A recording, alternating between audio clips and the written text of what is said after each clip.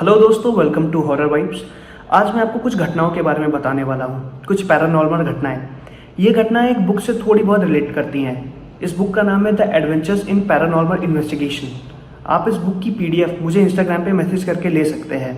इस वीडियो में एक शिप के बारे में भी बताया गया है जो आज भी लोगों को नज़र आती है।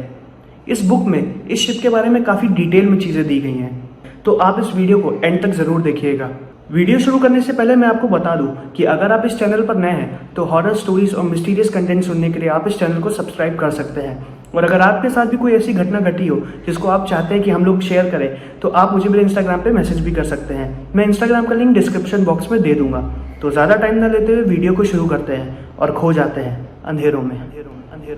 The unknown shadow. ये घटना घटी थी 1995 में। ये घटना जिसके साथ घटी थी उसका नाम ओकॉन था। अब आगे की घटना मैं आपको ओकॉन के पॉइंट ऑफ व्यू से बताऊंगा। मेरा नाम ओकॉन है और मैं ब्राज़ील का रहने वाला हूं। यह घटना मेरे साथ 1995 में घटी थी। तब मेरा स्कूल ख़त्म हो गया था और मुझको कॉलेज में एडमिशन लेना था। कॉलेज में एडमिशन लेने के लिए 2 से 3 महीने का अभी समय था, तो मैंने सोचा कि 2 से 3 महीने कुछ पार्ट टाइम जॉब कर लिया जाए। मेरे डैड बैंक में अकाउंट ओपनिंग का काम करते हैं। उनकी सैलरी ज़्यादा नहीं है। मैं सोच रहा था कि शायद मेरे काम करने से उनको कुछ मदद ही मिल जाती और मैं कुछ पैसा भी सेव कर लेता। मेरी मम्मी की तबीयत ज़्यादातर ख़राब ही रहती है क्योंकि उनको सांस लेने में दिक्कत होती है। मैंने अपने दोस्त से बात करके उसके पापा जहाँ काम करते हैं वहाँ पर एक सिनेमा हॉल में एक छोटी सी नौकरी ले ली। वहाँ पर मेरा ये काम था कि मूवी शो ख़त्म होने के बाद मैं पूरे हॉल को साफ करूं और अगर किसी का कोई भी सामान छूट जाए तो मैं उसको कलेक्शन काउंटर पर दे दूं। मुझको भी इस काम में मज़ा आ रहा था और मज़ा आए भी क्यों ना, क्योंकि बिना टिकट खरीदे मुझे हर बार मूवी देखने को मिलता था। मैं अक्सर वहाँ पे बैठ के मूवी भी देखा करता था और जैसे ही शो ख़त्म हो जाता था मैं तुरंत हॉल को साफ कर देता था। मुझको इस काम के अच्छे पैसे भी मिल रहे थे, तो सब कुछ ठीक चल रहा था। मेरा काम ज़्यादातर रात के लास्ट शो के बाद तक चलता था। मैं अपना सारा काम रात में ही ख़त्म कर देता था ताकि दिन में मुझको कोई काम ना करना पड़े। दिन में मैं अपनी मम्मी के पास रहता था। मुझको वहाँ काम किए करीब 1 महीना हो गया था और मैं अपनी शिफ्ट के लिए अपने घर से रोज़ 5 बजे सिनेमा हॉल की तरफ निकल जाता था। उस दिन स्टाफ कम था क्योंकि बाहर बहुत ज़्यादा भारी बारिश हो रही थी, तो काफ़ी कम लोग आए हुए थे। पूरी स्टाफ में मुझको मिला के करीब 10 लोग ही आए हुए थे और मुझे अपनी क्लीनिंग अब सारे हॉल में करनी थी। वहाँ पर 3 बड़े बड़े हॉल थे, 2 छोटे, हॉल नंबर 1 और 2।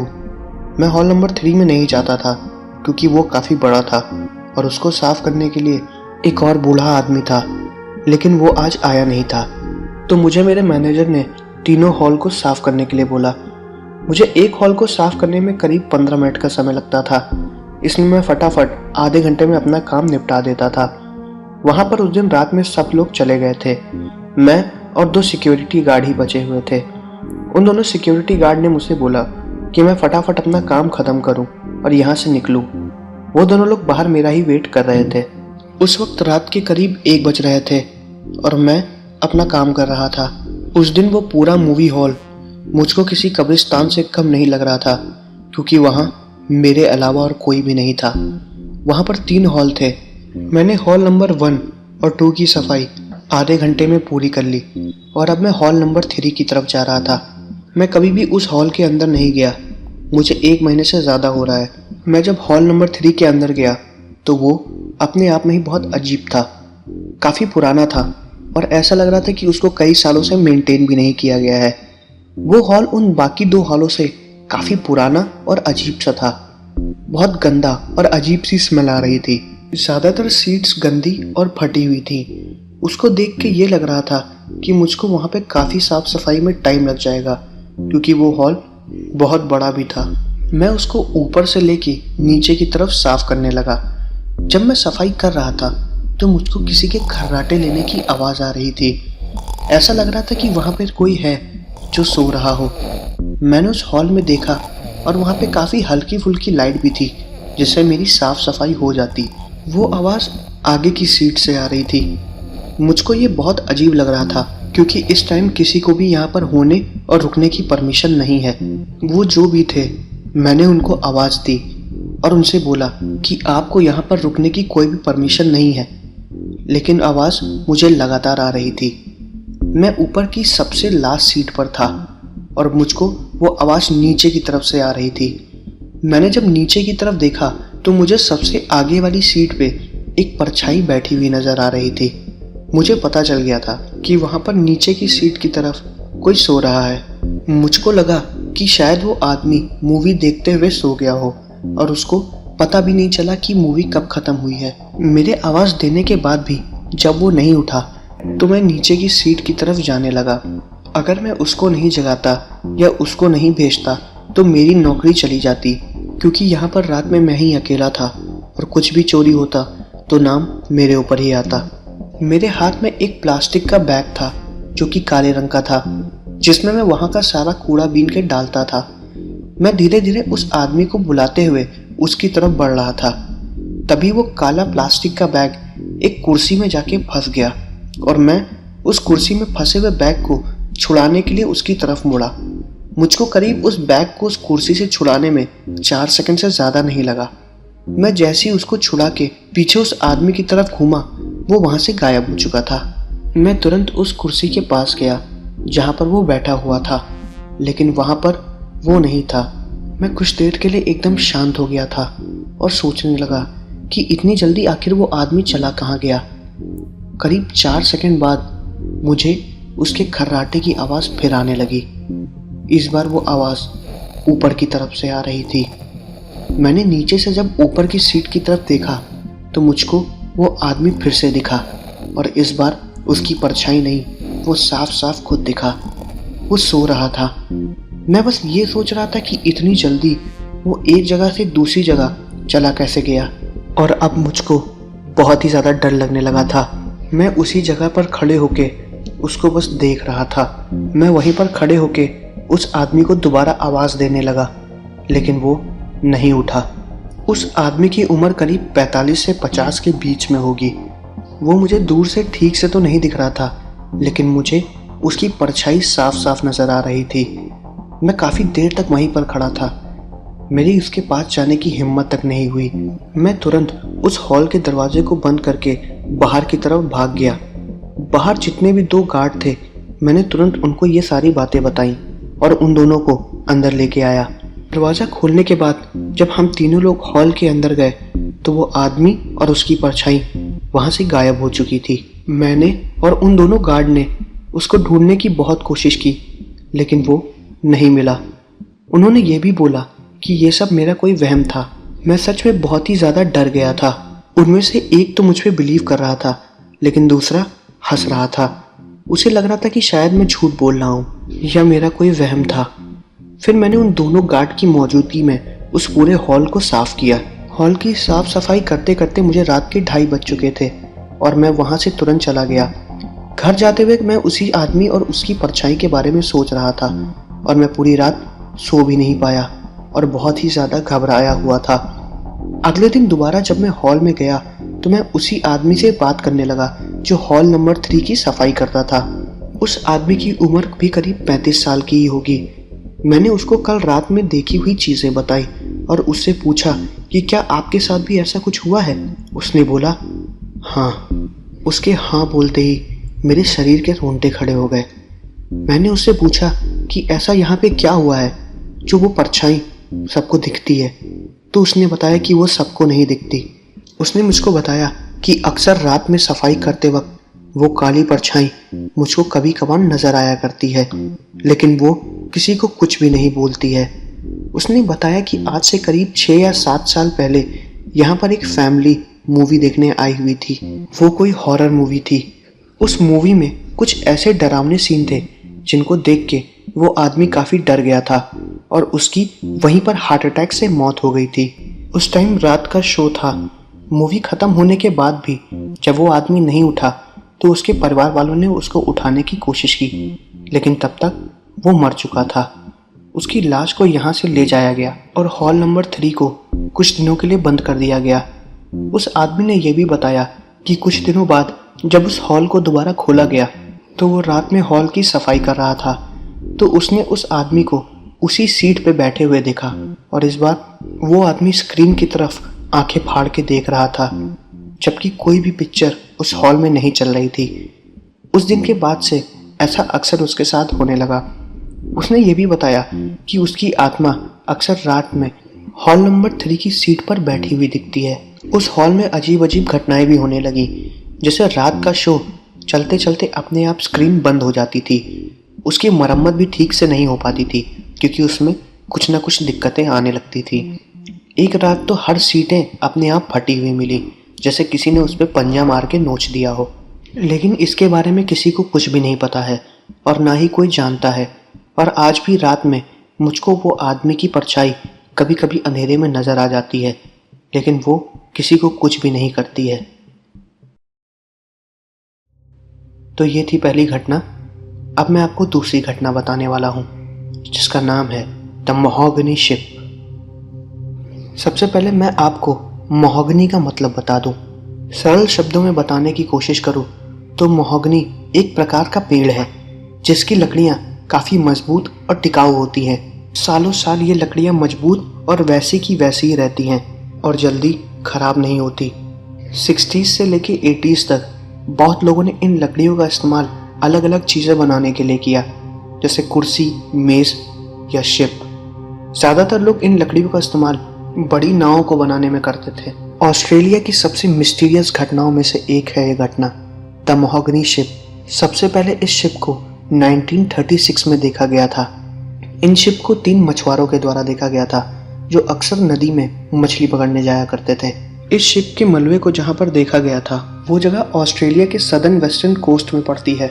वो तीनों लोग जब वहाँ से गुजर रहे थे तो इन तीनों ने एक बहुत से बड़े शिप का मलबा देखा था। बहुत ताजुब की बात थी कि वो शिप का टूटा हुआ टुकड़ा समुद्र से 200 से 300 मीटर बाहर की तरफ था। उन्होंने उस शिप को देख के ये बताया कि वो बहुत ही काली लकड़ियों की बनी हुई थी।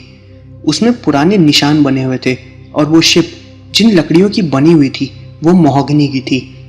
उस शिप के बारे में सबसे ताजुब की बात तो ये थी कि उसको देख के ये लग रहा था कि वो शिप पोर्चुगीज के ओरिजिन की थी।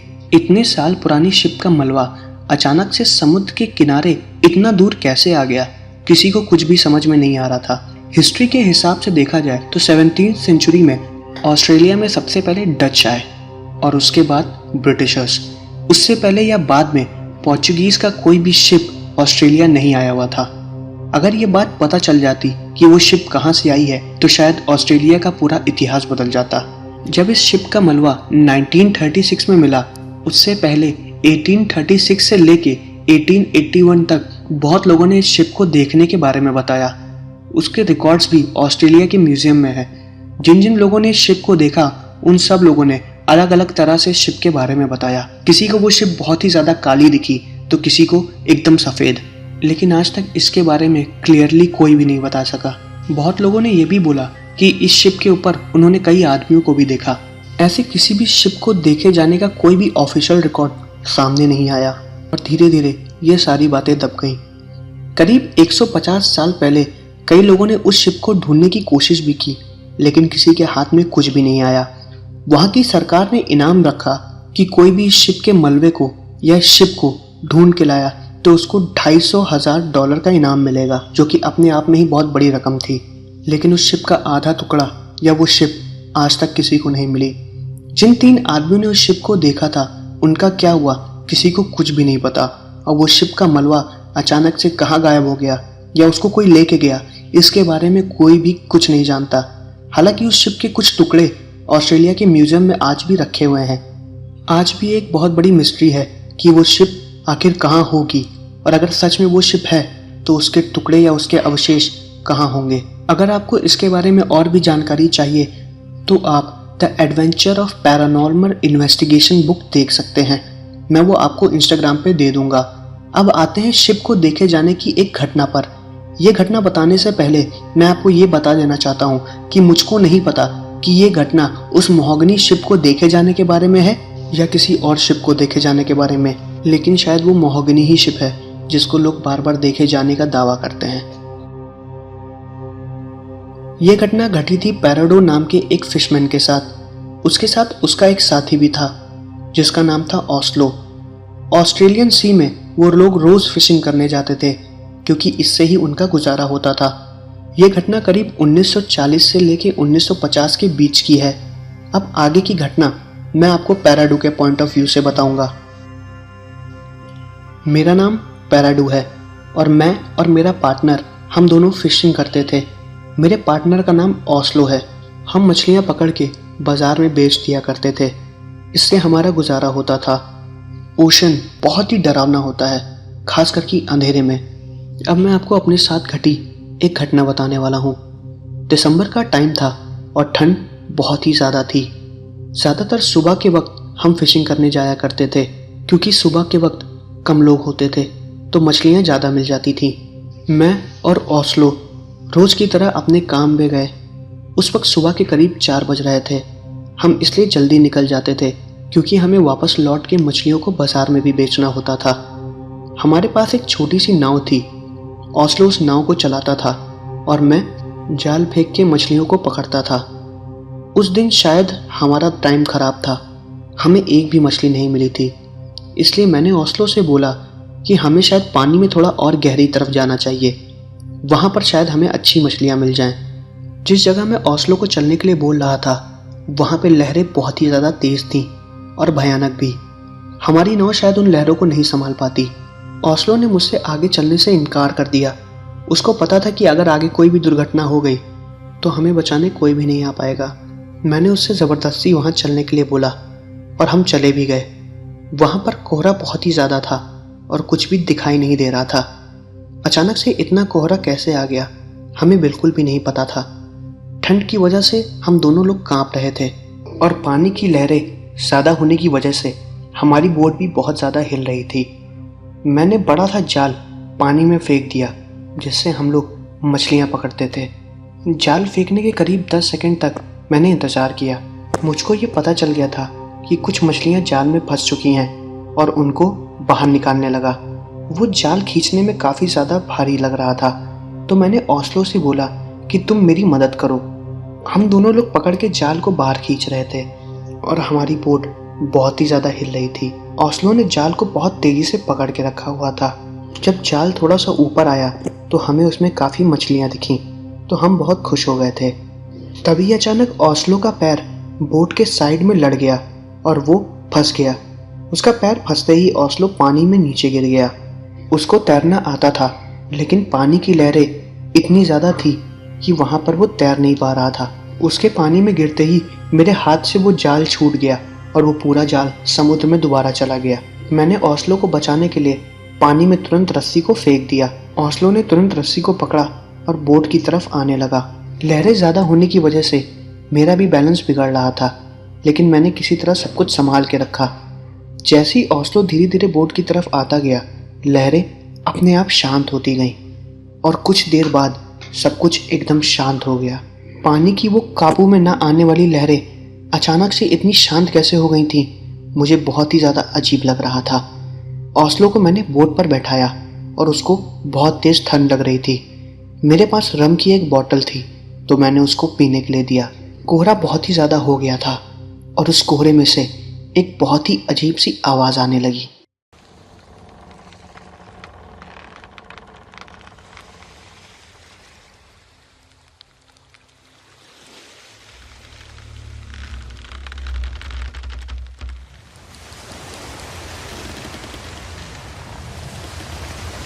वो आवाज़ एक बहुत ही बड़ी सी लकड़ी की शिप की थी जो कि हमारे सामने से जा रही थी। उस शिप को देख के ऐसा लग रहा था कि वो बहुत ही ज़्यादा पुरानी है। उसकी लकड़ियाँ काली हो चुकी थी और वो देखने में एकदम डरावनी लग रही थी। उसकी लकड़ियों में काई लगी हुई थी। ऐसा लग रहा था कि उस शिप पे करीब 5 या 6 सालों से कोई चढ़ा तक नहीं है। वो एकदम शांत थी और चुपचाप जा रही थी। उसके ऊपर लगे पर्दे फटे हुए थे और काले थे। वो शिप देखने में पुराने ज़माने के समुद्री लुटेरों जैसी लग रही थी और काफ़ी ज़्यादा बड़ी भी थी। मैंने और ओस्लो ने उसको देखा और हमने बहुत ज़ोर से आवाज़ लगाई। हमारी आवाज़ किसी ने नहीं सुनी और वो गूंज रही थी। हम उनसे मदद के लिए एक रस्सी चाहते थे ताकि हम उससे अपना जाल ढूंढ सकें। अंदर से कोई भी नहीं निकला और वो शिप चुपचाप बस हमारे सामने से जा रही थी। हम काफ़ी देर तक चिल्लाते रहे और लोगों को उस शिप से बुलाते रहे, लेकिन किसी ने कोई भी आवाज़ नहीं सुनी।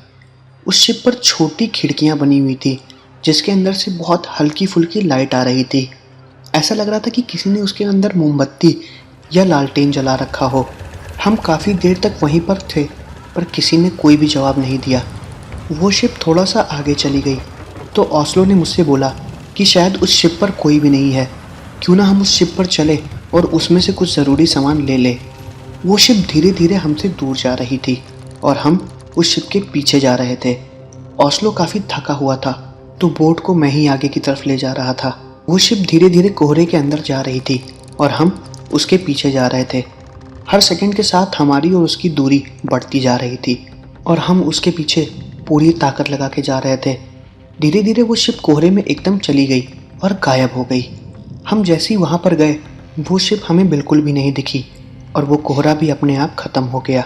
अचानक से कोहरे में वो शिप कैसे गायब हो गई हम दोनों को कुछ भी नहीं पता चला। हम लोग उसी शिप पे नज़र बनाए हुए थे। ऐसे अचानक इतनी बड़ी शिप का गायब हो जाना बहुत अजीब लगा। वो उसी तरफ जा रही थी जिस तरफ से हम लोग आए थे। हमने उसको ढूंढने की बहुत कोशिश की लेकिन वो नहीं मिली। तब ओस्लो ने बताया कि शायद ये वही शिप है जो कभी कभी लोगों को नज़र आती है, लेकिन इसके बारे में हम इतना यकीन से नहीं बोल सकते हैं। हमने बहुत लोगों को ये बात बताने की कोशिश भी की लेकिन किसी ने हमारी बात नहीं मानी। वो हमारा कोई वहम नहीं था और हो ना हो वो शिप आज भी लोगों को नज़र आती है। तो ये थी 2 घटनाएं। मैं आशा करता हूँ कि आपको वीडियो पसंद आई होगी। अगर आपको वीडियो पसंद आई है तो प्लीज़ वीडियो को लाइक करिएगा और मुझे कमेंट करके बताइए कि वीडियो आपको कैसी लगी और मैं अगली वीडियो किस टॉपिक पर बनाऊँ। मिलते हैं अगले वीडियो में।